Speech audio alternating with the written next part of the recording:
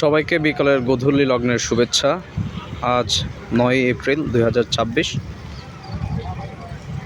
এই মুহূর্তে আছি আরিচা ঘাটে।